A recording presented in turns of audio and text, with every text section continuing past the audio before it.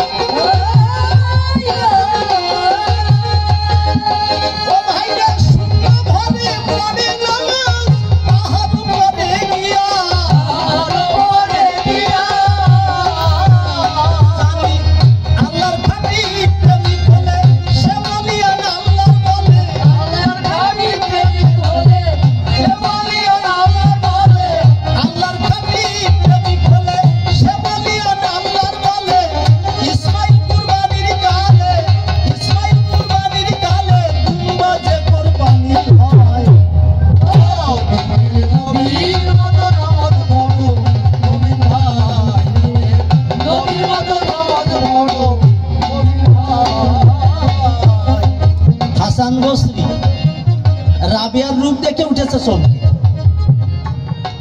চিন্তা করে তাই আমি তো এত বড় রূপ দেখি নাই। বলে রাবেয়া আমি তোমাকে করতে চাই শাদী, আপত্তি আছে? রাবেয়া কয় হে সুধী বলো তো তুমি আমার কাছে আমার যে শাদী করবা তোমার কি গুণ আছে? হাসান বলে আমি যদি ইচ্ছা করি যাই নামাজ পানির পরে বিছাইয়ে তারপরে যাইয়ে নামাজ করতে পারি। সাংঘাতিক ক্ষমতা দেখাও। হাসান বসরি যায় নামাজটা হাতে ধরিয়ে আল্লাহর কলেমা উচ্চারণ করে পানির পারে চলে গেছে। ঢেউয়ের বিসিমালা শুনলেন যত ভক্ত বলা যায় নামাজটা তারপরে মিলে গেছে। হাসান তারপরে গিয়ে নামাজ আদায় করিয়ে ডাক দিয়ে বলছে ও রাবেয়া বিয়ে করবা তো, শাদী করবা? বলে উঠে আসো। কি আমি যদি ইচ্ছা করি মহাশূন্যে যায় নামাজ বিছাইয়ে নামাজ করতে পারি? বলে বিশ্বাস হয় না, আমার যায় নামাজের নিচে পানি আছে, পানির পরে বিছাইয়ে গেছে, আর তুমি শূন্যে যায় নামাজ বিছাতে পারো? বলে হ্যাঁ দেখাও। রাবেয়া যায় নামাজটা হাতে ধরে আল্লাহর কলেমা উচ্চারণ করে যখন ছিল ছুঁয়ে দিল, কথা নয় অসঙ্গত আলিফ লাইলার মাদুরের মতো যায় নামাজটা মহাশূন্যে বিছাইয়ে গেল। রাবেয়া শূন্য ভরে যায় নামাজের পরে গিয়ে আল্লাহর নামাজ আদায় করি। বলো হাসান আমার যদি ভালোবাসো, যদি শাদী করতে চাও তুমি আমার কথা নাও, জমিনে থেকে নামাজ যায় নামাজের ঘরে আসো। হাসান বসরি বলে তাই ওখানে যাওয়ার মতো সাধ্য আমার নাই, তেমন শক্তি অর্জন করতে পারি।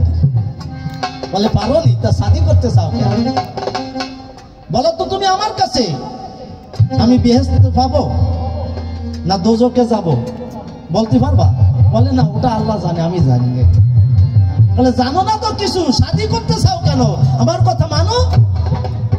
শাদী করতে না চাইয়ে আমি জানাই তোমারে বসাইয়ে আসো দুইজন একত্রে পাখি জীবন চোখের পানি বুকে ধরাইয়ে আমরা আল্লাহর ইবাদত করে যাই, যদি আমরা বেহেশত পাই। শাদী করার কথা ভেবো না। এই সংসারে মানব কল্যাণে জীবন ব্যয় করে যারা, সংসার স্বামী সন্তানের ধারে না, তারা জীবনটা মানবের সেবায় উৎসর্গ করে দেয়। তারই নিদর্শন তাই কবি গাইলেন